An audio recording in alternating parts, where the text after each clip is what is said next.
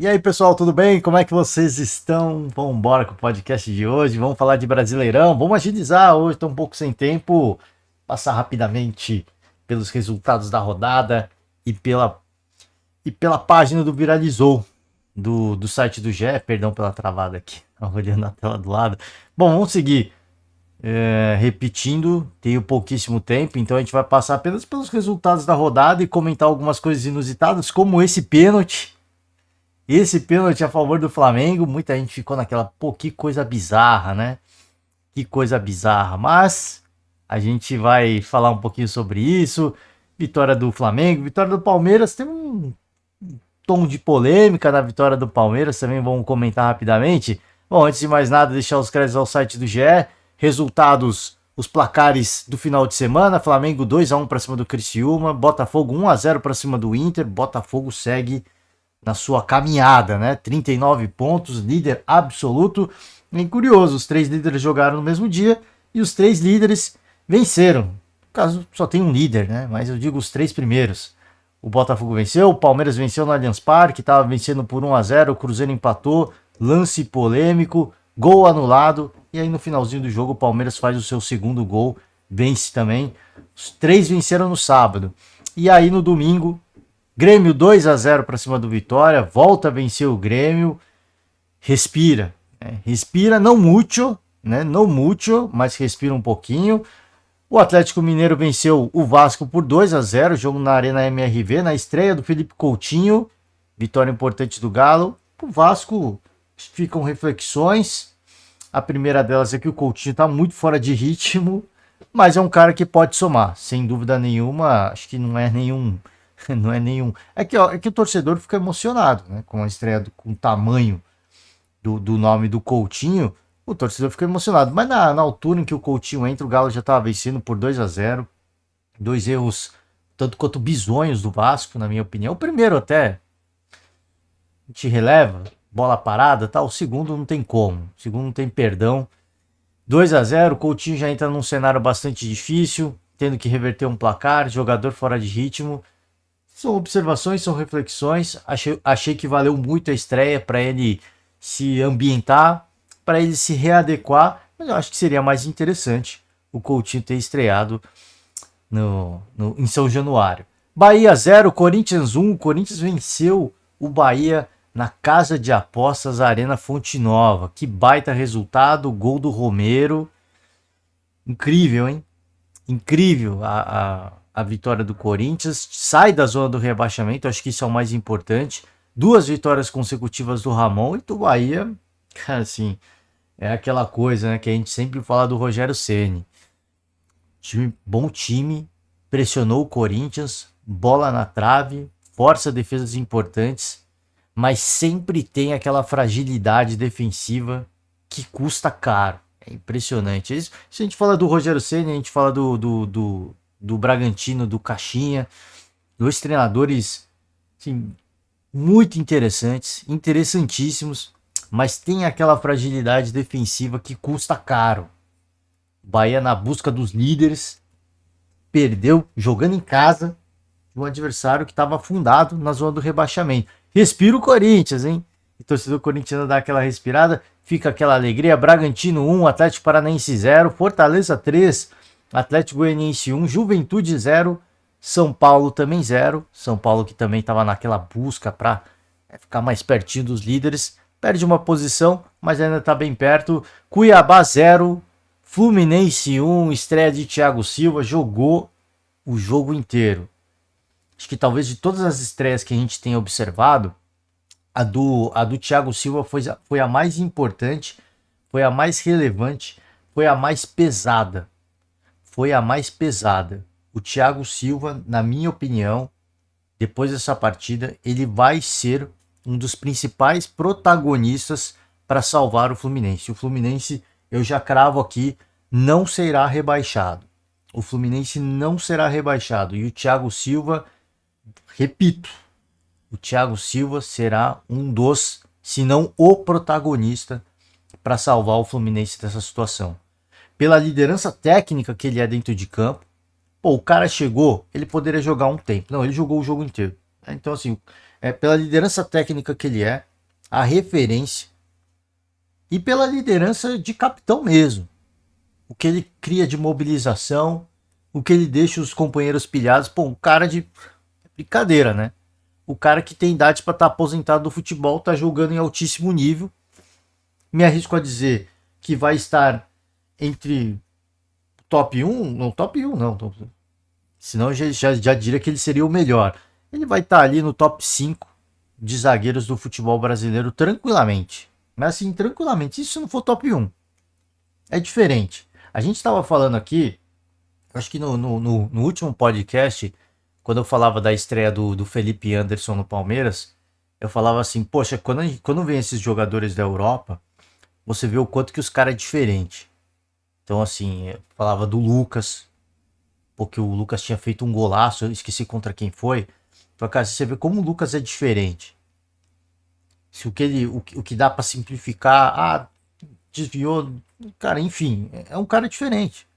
Quando ele estreia no São Paulo, eu lembro exatamente a estreia do Lucas no São Paulo. Ele entrou arrebentando. O cara entrou arrebentando. Pô, tava sem jogar, o cara entrou arrebentando. Aí você vê a estreia do Felipe Anderson, pô, cara, o cara não tava jogando, não conhece os companheiros, e ele já entrou num jogo dificílimo contra o Botafogo e fazendo a fumaça dele, né? Correndo, tentando drible, chamando jogada, chamando a bola, tentando um passe de bola de qualidade, protegendo a bola, atacando, voltando para marcar. Você vê quando o cara tem uma pegada diferente.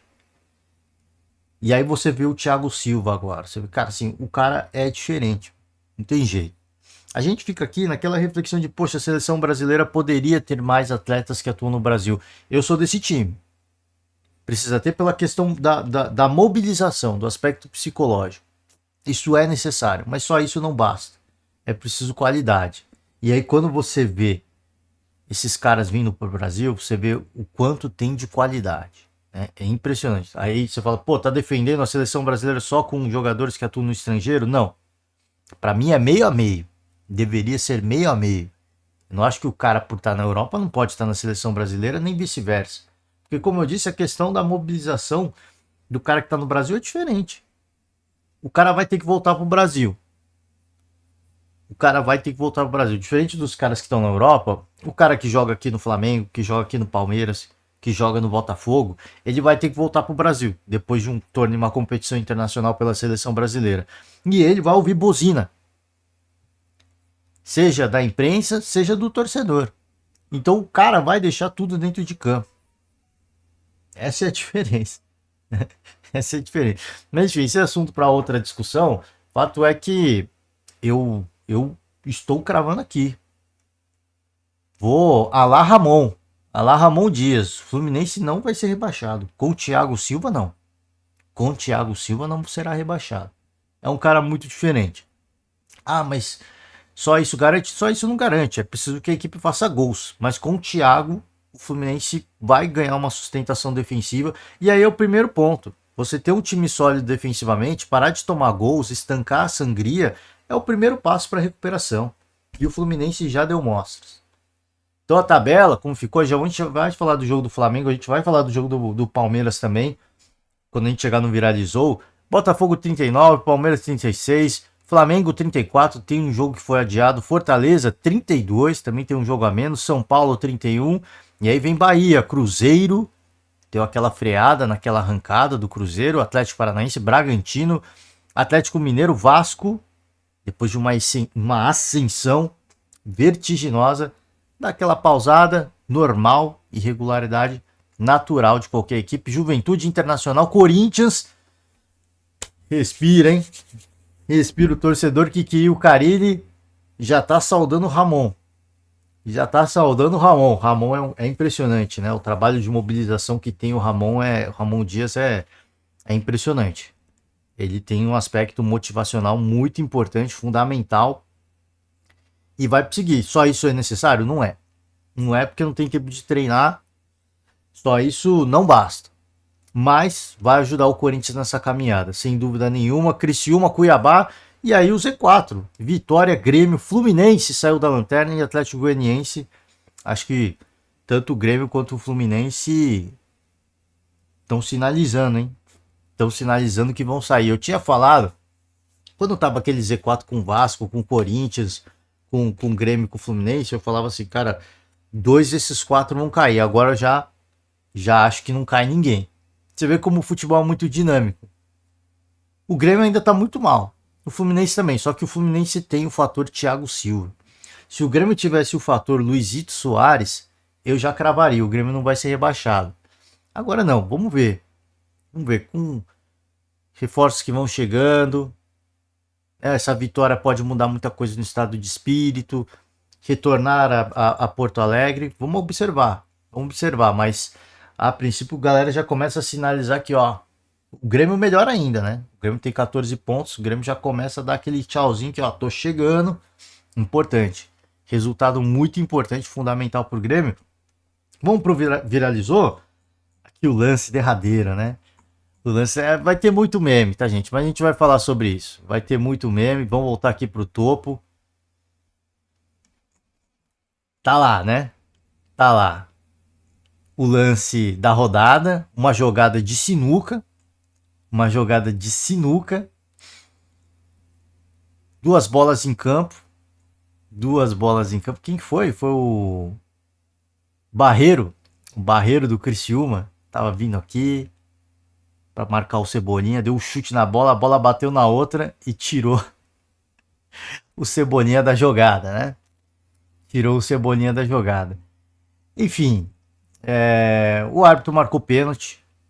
O árbitro marcou pênalti. Oh, não posso rodar, né? Deixa eu parar aqui, deixa eu passar. E aqui vão ter as brincadeiras, obviamente, né? Aqui o lance.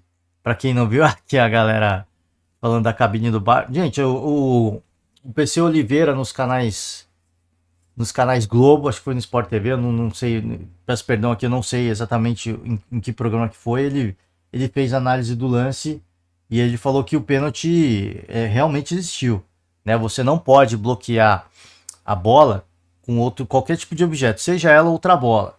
Só que uma coisa que eu concordo com a marcação da penalidade, assim, eu só acho que o PC ele fala assim, o juiz não tem que parar o lance quando a segunda bola em campo não está atrapalhando, né?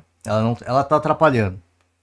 Ela tá na trajetória, tanto que ele chuta a bola, do Barreiro, peço perdão aqui o nome do atleta, quando ela não tá atrapalhando em campo, né? Se ela tá paradinha ali, mas ela tava na trajetória do marcador aqui do Criciúma. Então eu acho que ela tava atrapalhando sim. Óbvio que ele vai lá e chuta de forma deliberada e faz uma jogada de sinuca de primeiríssima qualidade. Sim, ele poderia errar a bola e ele acertou com altíssima qualidade, né? E o torcedor que arremessou a bola virou ídolo. Aí falou que foi um torcedor, a câmera capta outro torcedor que jogou, enfim, né? Mas eu concordo com a marcação da penalidade, eu só entro na questão de que a segunda bola que estava em campo, ela estava atrapalhando. O juiz deveria ter marcado, na minha opinião. Porque são 2 bolas muito próximas uma da outra, dentro da grande área, e o PC fala assim, não atrapalha sim. Não adianta ele falar que não, atrapalha sim.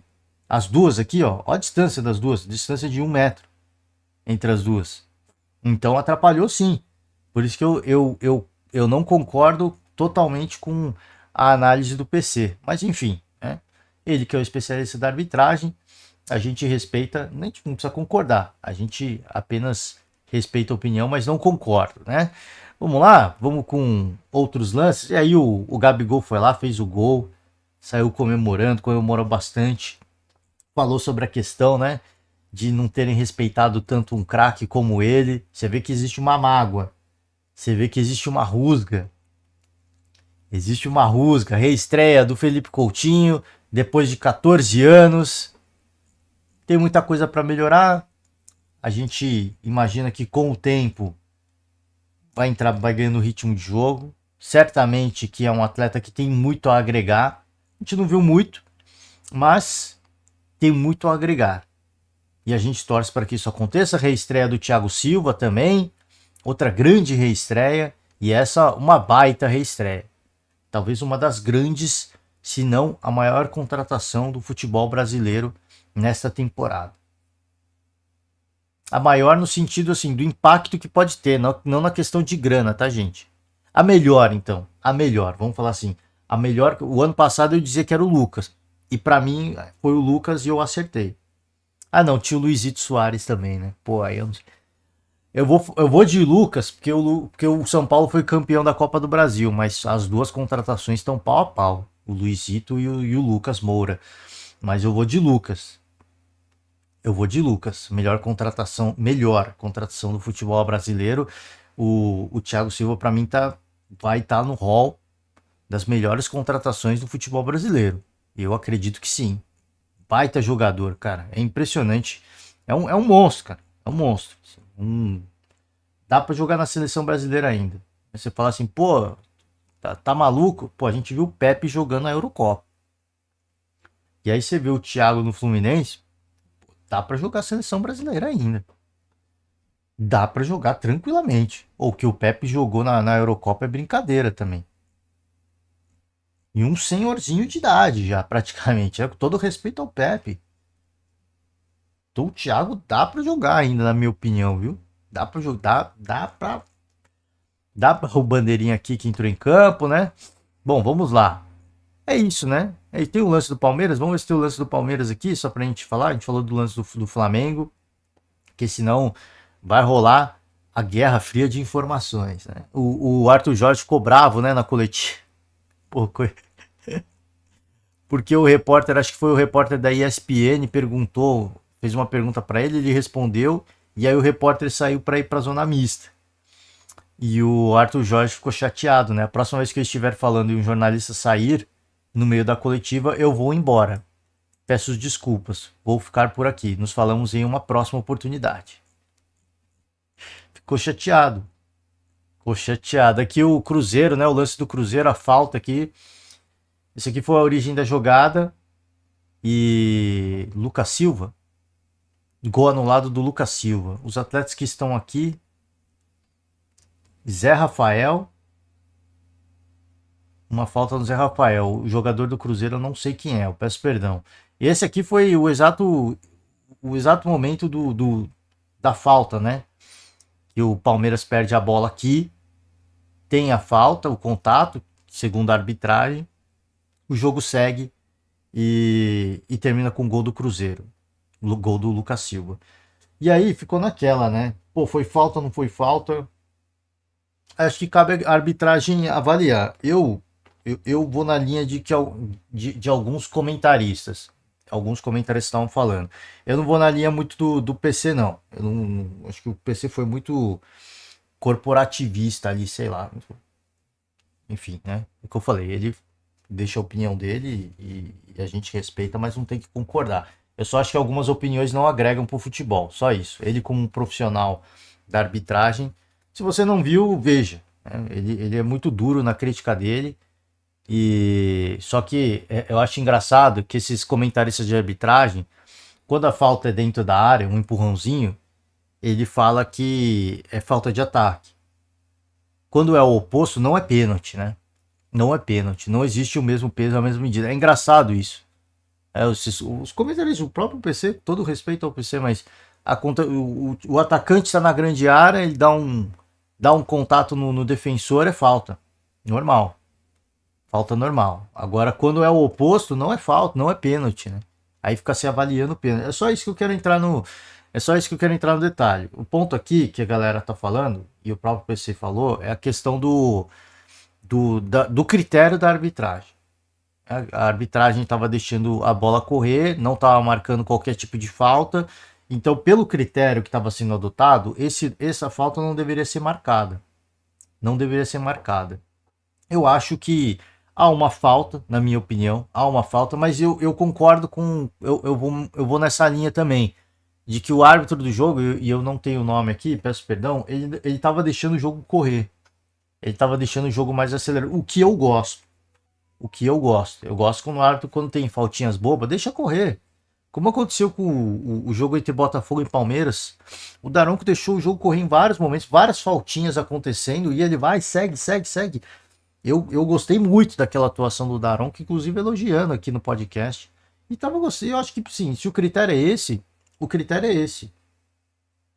Aí a arbitragem de vídeo vai lá, chama, ele de fato vendo na câmera lenta, ele vê outro tipo de intensidade. Você vê que ele tá perto do lance, né? Então eu não concordo. Eu não concordo com essa marcação, apesar de achar que há o contato faltoso, mas é que foi o critério adotado pelo árbitro, né? Critério adotado pelo árbitro. E aí, como critério foi esse, é isso, né? É isso. Por isso que eu, por que que eu tô, por que que eu fiz o comentário em cima do comentário do PC? É porque é o que eu falei, cara, assim, tem comentários, avaliações de lances que pra mim não agregam. Que ele fala, o árbitro foi muito duro na crítica dele, né? Ou são vocês aí. O árbitro tava seguindo, tava deixando o jogo correr, que eu acho que é verdade. Só que foi esse mesmo PC que faz essa crítica, que ela é boa, mas quando acontece em outros lances, como o caso do Flamengo, por exemplo, e a bola estava atrapalhando, ele fala que não estava atrapalhando. Então, assim, existe uma série de coisas que a gente fica, poxa, existem comentários, não estou falando que ele foi tendencioso, não, longe de mim, eu estou falando assim, existem comentários que não agregam.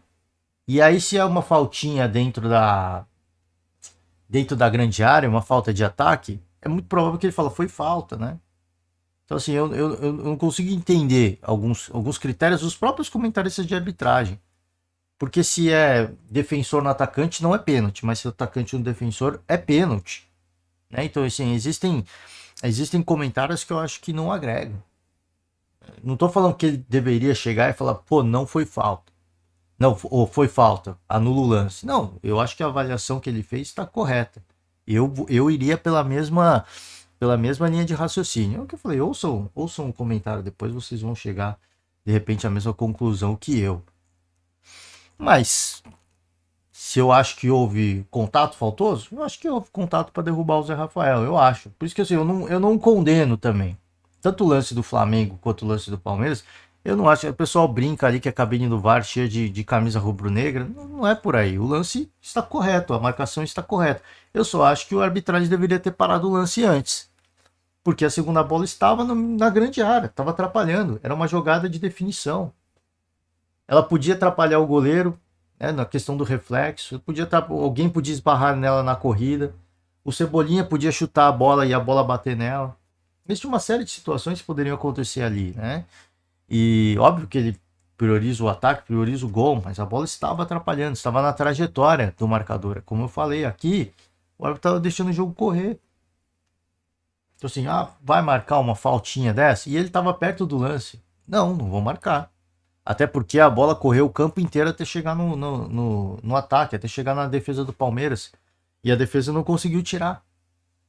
Então, assim, eu acho que é essas coisas que, de repente, cabe mais a avaliação de, poxa, teve tempo de se defender.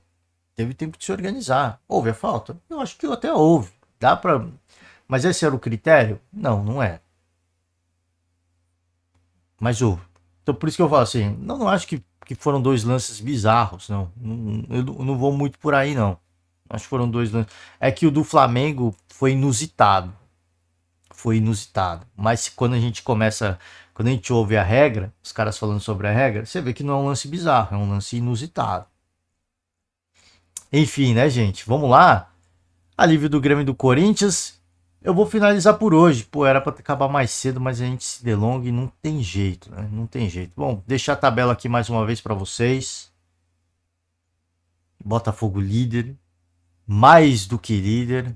Agenda de jogos, segunda-feira, vamos ter Santos e Coritiba pela Série B. Amanhã a gente comenta um pouco desse jogo, respira um pouquinho mais, fala mais sobre as notícias esportivas. Os Jogos Olímpicos estão chegando. A gente vai falar um pouquinho também da seleção olímpica, das seleções olímpicas, tanto do masculino quanto do feminino. E é isso, gente. Muito obrigado.